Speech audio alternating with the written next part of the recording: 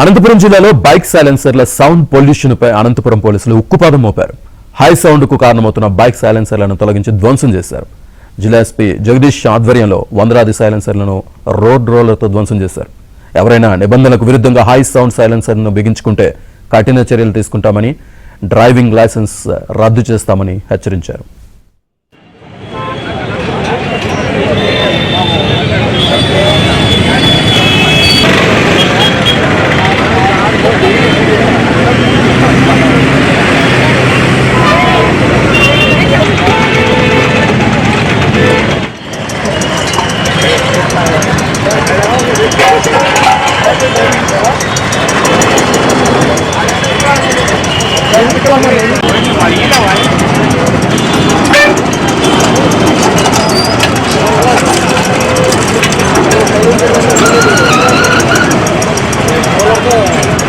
బాబు right అండి.